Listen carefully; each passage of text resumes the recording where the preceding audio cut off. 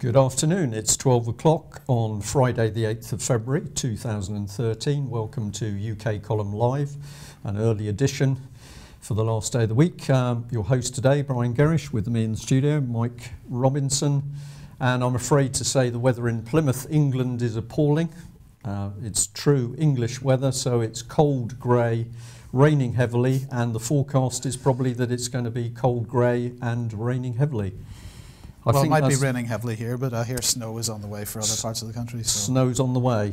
Okay. Good stuff. Right, well, first of all, a reminder that we will not be broadcasting next week. Priority is on the UK column. We know there are many desperate people out there who need their edition, and the only way we can produce it is to shut down a little bit from this. So apologies if you're a viewer, but good news if you're a reader. And the UK column will be out as soon as possible. So we have a bit of an aviation theme to the news today. We're starting and ending on an aviation subject. What have we got, Mike? Right, so Japan apparently has been scrambling jets because Russian aircraft have been straying into its airspace, they say. This was yesterday. They scrambled jets to intercept two Russian fighter planes that apparently violated its airspace. Two Russian Su-27 fighters, and it's kind of indicative of the tensions that seem to be going on around the southeast of Asia at the moment. We know that there are tensions between China and Japan over these islands that are being whipped up, and now we've got Russia apparently entering Japan's airspace. So yeah, perhaps we can just add to that some people say, well, these are very serious subjects, but the mainstream press and media in general are simply not reporting what's going on worldwide, and our aim here is to actually emphasise that we have tension and strife and trouble which is being whipped up, and it's very interesting, isn't it, the good old BBC simply not reporting this stuff. So we think the public needs to know, because if you don't know it's going on, we can't stop it. Where does that take us to? Well, also with Russia, and the Russia's testing more missile defences in the Caspian Sea this time. A coastal missile unit of the Russian Navy Caspian flotilla carried out a series of exercises, both with single warheads and also, well, with single missiles and also groups. So, you know, it's another indication that the Russian military seems to be changing its footing slightly.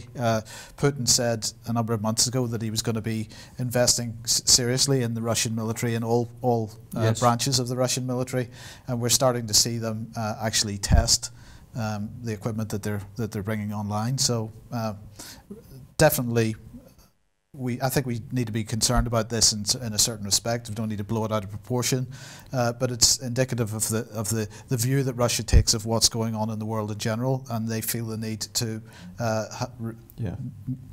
move on to a stronger defence position. Yeah, well, we've largely been led to believe that, of course, since the Berlin Wall came down, that, of course, Russia has become a democracy and everything is okay, but actually there is very, very powerful military sitting there, and again, we're flagging up the fact that we need to be aware of what's going on, particularly as Mr. Cameron cuts the British military.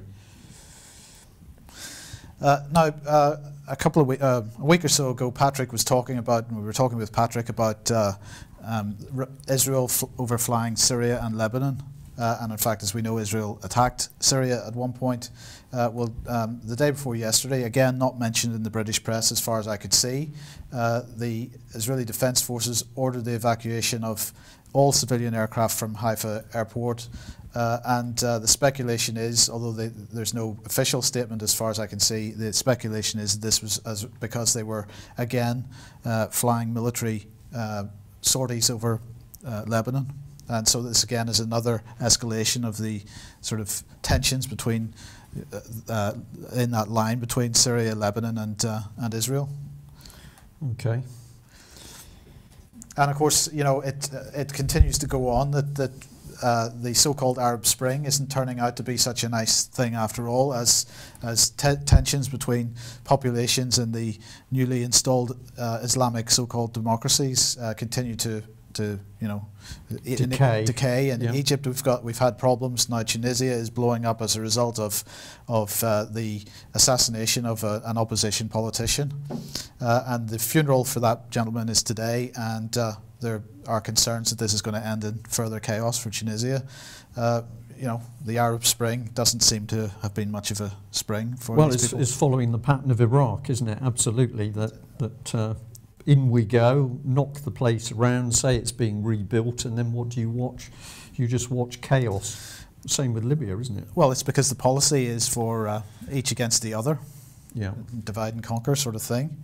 Now, this appeared in a German website. Apparently we know this organisation. We would say a good website, right? Okay. GermanForeignPolicy.com. Okay, and what they're highlighting out is that last week Prince Turki Al Faisal, who's a member of the Saudi royal family, was calling for serious armaments to be sent to the Syrian opposition. He's calling for anti-tank weapons. He's calling for really heavy material to go to these Syrian rebels. And what I wanted to point out was that he had also done this. That is Prince Faisal there. He had done this. He'd made this similar statements at the Davos conference a week or so before that. But you know, perhaps we need to look a bit closely at who is actually making this comment about sending arms to the Syrian rebels. Prince Turki Al Faisal was the head of Saudi intelligence. He was also in, let's see, when was it, 2003, he was appointed as the Saudi ambassador to the UK. In 2005, he was the Saudi ambassador to the United States. But his greatest claim to fame is that he, with the CIA, was instrumental in setting up the Mujahideen, which morphed into Al-Qaeda in the first place. So this man has a track record with Al-Qaeda, but in this statement that he was making at Davos and also in Germany last week, he's implying that the jihadi factions within the Syrian rebels should be contained by sending weapons to the good guy, the good terrorists, if we want to call them that. So he's basically distinguishing between rebels in Syria who are good guys and rebels in Syria who are bad guys. Right, so yeah. It needs to be seen in the context. Well, let's put it this way. It's quite interesting because in 2005, as I said, he became ambassador to the United States, and he took over that role from Bandar Prince Sultan, who we had on. This is him. We had him on the program a couple of weeks ago because he was coming out and saying, well, actually, the Syrian rebels need to be coming under one umbrella organization, and perhaps the Al-Nusra Front is the best umbrella organization to use. Of course, the Al-Nusra Front is Al-Qaeda. So anyway, Faisal took over from this man as US ambassador, but this man has now taken over from Faisal as the head of Saudi intelligence. So they seem to be swapping jobs quite a lot, and I just cannot separate these two guys from each other. They're both Saudi royal family. They've both got connections to Al-Qaeda in the sense that one actually helped set it up and the other is now supporting it in Syria. I just think I'm highlighting that he's calling for weapons to be sent to these people, but only to the good guys, and we should just need to hope that they don't fall into the hands of the bad guys. Well, I don't think that's the agenda on the cards here. Smokescreen politics. Yeah. And some other worrying developments in Russia here you've got. Well, interesting. Putin is a hard man to work out because on one hand he seems to do things that are quite good for the country, and on the other hand he does things which are absolutely ridiculous. He's now asked Goldman Sachs to come in and advise on how to make Russia more attractive to foreign capital. And he's got, as you would expect, opposition from Garry Kasparov, who is his main opposition in Russia. But Kasparov has criticised the deal. He's saying that Goldman Sachs would be ruining its good reputation by going and doing deals with Putin. Right. Right. Yeah, okay. Perhaps, I think I've got my mind around this. Yeah. Perhaps it's actually the other way around. Perhaps Putin's ruining his reputation by inviting Goldman Sachs in. That would seem like the more accurate representation of it. But what was interesting was that last week, the former Prime Minister Primakov had his annual Mercury Club meeting, and he was giving a speech at that. He was saying that really Russia should abandon any idea of Moscow becoming a world financial center. Why would they want to? And it's a bit ridiculous. Interesting that I don't know how many people are aware of the Mercury Club, but just mentioned the Mercury Club. Primakov set the Mercury Club up in the first place. It seems to be a kind of Bilderberg type organization, where Russian elitists come into a forum and discuss things. But it's interesting that the Mercury Club is a public forum, so the press are allowed in, and the speeches are presented as video on TV and on the internet. So if I just get my mind around this, we've got Bilderberg operating as an elitist, corporatist club in the democratic West, but the meetings are behind closed doors, and our politicians lie about their attendance and charge their travel to the public purse. Yeah. And then we've got Russia, which is known as a closed society, where they have the equivalent club, but they have open doors. Indeed. Okay, so which is the democracy and which is the closed society? We could have a debate about that. But the other thing that seems to me is that Putin has imprisoned a lot of people who've gone into private enterprise because he regards them as criminals, and then he invites in one of the leading banks in the global criminal conspiracy. Yeah, he maybe drank too much vodka that day or something, I don't know. Well, talking of chaos and conspiracies, we probably should move on to a little bit of the UK news here. And we've got David Cameron, Chairman Cameron. Chairman Cameron, victory for our illustrious traitor here. So all the media are claiming victory for Cameron. It's just staggering, the fawning attitude of the British media today, as they tell us all what a great job Cameron did. So apparently the EU budget has been utterly slashed, and it's just amazing the job that he did. Unfortunately, of course, despite the fact that the budget is falling slightly, the British contribution actually goes up, because what Cameron failed to do was to deal with the fact that Tony Blair had given away a large proportion of our rebate, and therefore actually in real terms in the coming years we will pay more. Yeah. So the mainstream press here, including the Telegraph, are blatantly help propagating a lie. They are saying that we will pay more, but the lie is in the victory. The victory, yes, yeah. Yes. The lie is in the victory. Okay, and Darling. Yeah, Darling's getting involved in the Scottish independent debate, and pointing out that, well, he's arguing that having done some independent research, that Scotland faces a 9-year wait to join the European Union if it decides to go independent, and he seems to be suggesting that's a bad thing. I don't know that there's too much more to say about this story. It's just a continuing discussion about whether Alex Salmond is telling the truth about Scotland's relationship to the EU. I think the main lie that Alex Salmond, as we've pointed out before, the main lie that Alex Salmond is telling is the idea that Scotland will be independent at all. Yeah, but there's another layer to the lie, isn't it? Because by saying there's going to be a 9-year wait, it's as if Scotland will be outside the EU. Yeah. Whereas in fact the trap is that they're already a region of the EU. Yeah. But he's not saying it, so it's propaganda, smoke and mirrors. Absolutely. Well, we've got this story from the Express here, which is about a young soldier, William Brown, 25, who won medals for doing his duty in Iraq and Afghanistan. And he's now been sacked, basically, along with other soldiers. He's been sacked from the Black Watch due to Cameron's cutbacks. And he's now been told he must leave the army house that he shares with his wife and daughter in Inverness. He's been on the council housing list, but he's not getting a home. And he says, considering what I've done for my country, I feel let down. So this is really getting into the heart of it, that Cameron is busy slashing the British military in order to leave us with a defence force, and in order to drag the UK into a European army. This was always the plan.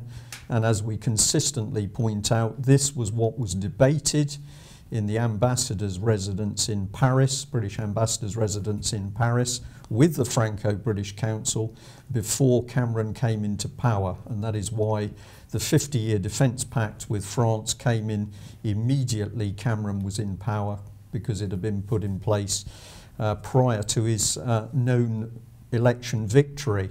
Once in power, you talk a good game, but of course what you're actually doing is cutting the military to pieces to ensure that we do not have the ability to defend ourselves. And of course Cameron does not care that young soldiers will not get accommodation or jobs. So we think we should focus on the people. We should apply a little bit of Saul Alinsky logic, which is what the Conservative Party uses. So we suggest that young William Brown should start to focus on the men who have really betrayed him. And here they are, young Clegg and dear old Chairman Cameron. These are the men who are betraying the country, and these are the men that are betraying the British Army at the moment. Let's keep them in mind. Well, we've got more smoke and mirrors picked out in the Express here, where we're being told that Michael Gove has been ditching lessons on the EU, and a proposed new curriculum for children up to the age 14 has removed all mention of the EU on grounds it's a political, not a physical entity. Instead, Education Secretary Michael Gove is taking the subject back to traditional topics such as maps, climate, landscape and human settlement. Europe will still feature in history and citizenship, lessons on, and there'll be lessons on the UK's relationship with Brussels. Now, I think this is a complete propaganda exercise, and what they're doing here is trying to indicate, well, of course, Europe has got a bit of interest over there. We're not really involved in it. We are good Tories. We're pulling away from Europe. I think this is complete dross. This is to try and confuse the public, and it's certainly going to confuse children who, of course, are pumped full of the EU from primary school upwards at the moment. So another disinformation agent there from Mr. Gove, trying to distract us from what the EU is really about. And this one's quite a good story from the Mirror. And what it's focusing on is that the Welfare Reform Minister, Lord Freud, has asked his civil servants to calculate the cost of giving wealthy pensioners the winter fuel allowance and free TV licences. The bill for fuel grants for 500,000 over 60s who pay the higher rate of tax is 100 million a year. The TV benefit available only to the over 75s is 20 million for 200,000 people. But basically the papers have been focusing on this guy and not really messing around, because they say, well, quite clearly he's a hypocrite. And this is why. This is a picture of his mansion, an 8-bedroom country mansion. And this article is actually pointing out that, of course, he's the man now saying that people should be taxed if they have unused bedrooms. And as we've indicated earlier in the week, we're now in contact with people in Plymouth locally who are deeply concerned because their allowances have been cut to below a threshold they can live on because they have spare bedrooms. But of course, Lloyd Freud doesn't worry about that because he's an incredibly wealthy man and a hypocrite, as the papers point out. So let's focus with Alinsky on this man. Here he is.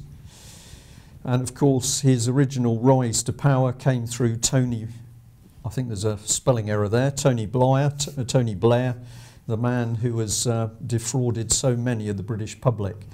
If you feel angry about this, and perhaps you'd like to take it up with the man himself, here's the contact details and an email address.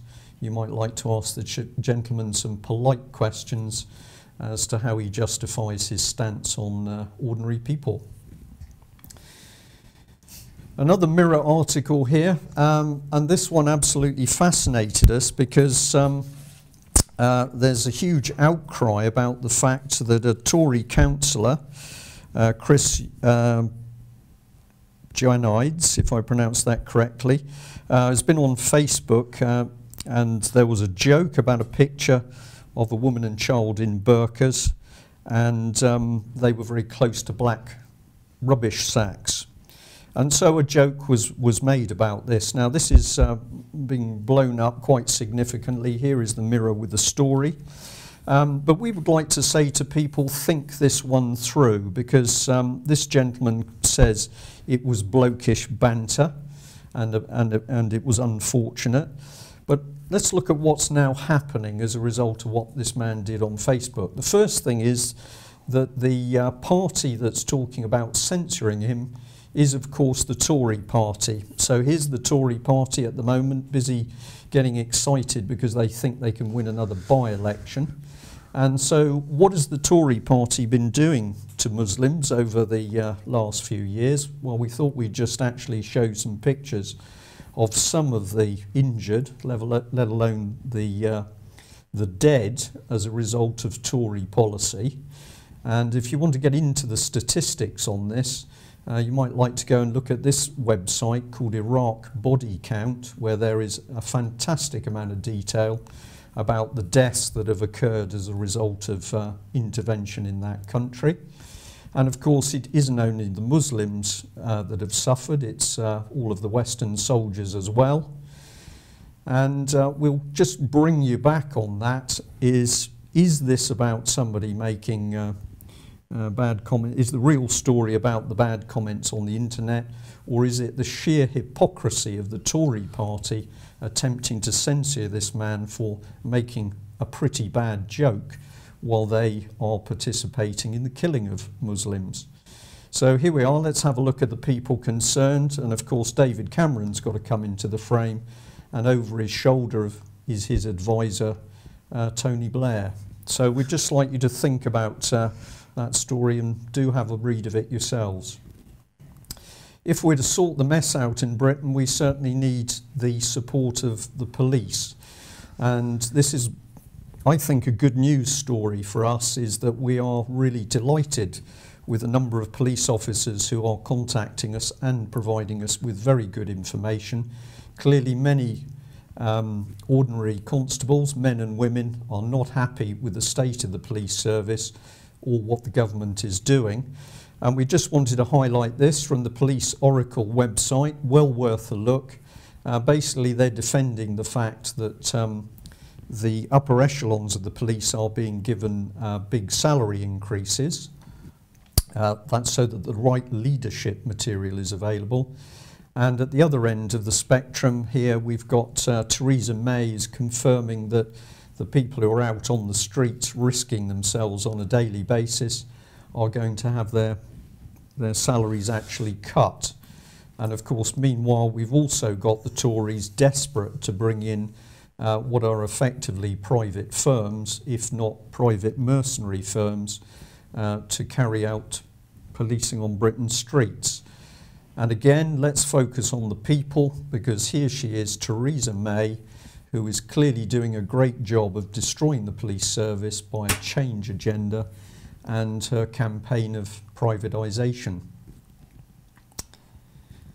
Is there a problem in the police? Well, we can say to you there definitely is, and fairly recently the Home Affairs Committee issued its 11th report about the IPCC, Independent Police Complaints Commission, where it apparently went into great detail about what was going wrong in the police.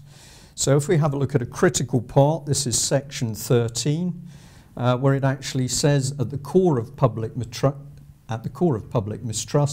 lies the suspicion that police are getting away with misconduct and criminality. And they then say they found 3 main causes for this mistrust. So if we look at the causes, we've got complaints are often investigated by the force about which it had been made. The IPCC continues to employ a significant number of former police officers. And the final one, the police often do not interview officers. Now my point here is that the key thing is the police are mistrusted because we are seeing that there is misconduct and criminality, whereas when we read the IPCC report, you actually find they're presenting an answer which doesn't refer to the original question. Smokescreen. If we look at the facts that they're producing, which are a bit black and white here, I'll blow that up so that we can actually see what they're talking about. They're saying that from police statistics, 2011 to 12, there were 18 road traffic fatalities as a result of police action, 2 fatal police shootings, 15 deaths in custody, 47 other deaths following police contact, 39 suicides following police contact. So the inference is that it's becoming rather dangerous to deal with Britain's police lest you die. In addition, there were 8,542 allegations of corruption, but each year 200 police facing disciplinary panels simply retire. Now we are well aware at the moment that many good policemen and women are deeply concerned about the corruption in the police force, and in particular corruption at senior levels of the police force. And some of them are actually saying to us that there is now a war going on between what they regard as collusion between bent senior officers and bent politicians in order to actually destroy the police force as we know it. And we're going to say weaknesses accepted. Britain's police force has done us pretty well, I think, over many years. So police officers are speaking out. We would like to extend a big thank you to the officers brave enough to talk from the Met Police. And it's also very interesting that since we've been reporting on Oxford and Cherwell Valley College, there are also those brave enough to tell the truth within Thames Valley Police. Obviously, we can't mention names. Andrew Mitchell here, we'd just like to mention, this was another part of that report from the Commons Committee. There's quite a lot on Mr. Mitchell. We'll just have a look at him here. And to us it seems that there's basically another smokescreen going on, that this whole incident has been wound up in order for the government to be able to attack the police. And of course we've already seen this, was she a detective sergeant or a detective inspector who was recently imprisoned for 15 months for making a phone call to the press. So I'm going to say we are listening to what the police are saying, and the view from the police at the moment is the police in Britain are being attacked now by probably one of the most corrupt governments since Blair. One lady in the country who's certainly got her finger on the pulse is Stephanie McWilliam, and we'd like to end the programme here today with this fantastic quote. What could be closer to the truth? And let's have a think about this in relation to David Cameron claiming victory in Europe. So what did Stephanie have to say? She said, we have already had a referendum on whether the UK should become part of a European superstate. It was called World War II and the answer was no. And we think this was such a concise and brilliant comment that we'd like to award Stephanie McWilliam the Spitfire Award. So there we are. A whole generation betrayed by British politicians. I think it's increasingly clear people are beginning to wake up and see the scam of party politics in Westminster. If you want to stop it, let's identify the troublemakers by name and let's make sure they leave Parliament. Now finally, we would like to say that today is a sad day. It's the funeral of a gentleman who's given huge support to the UK column over many years, a wonderful man with a great sense of humour, and it was due to a lot of his efforts and support that we were able to get started. So we're very sad that Lawrence is no longer with us, and it's very appropriate that we've ended the show today with a Spitfire, because he was a huge fan of all things aviation to do with Spitfires.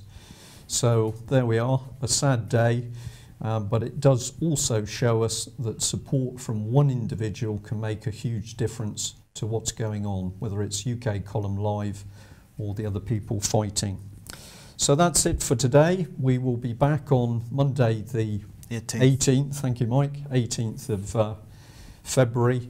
And by that stage, we should also have a UK column out on the streets. So thanks for joining us. Keep your chins up. Thank you. Bye-bye.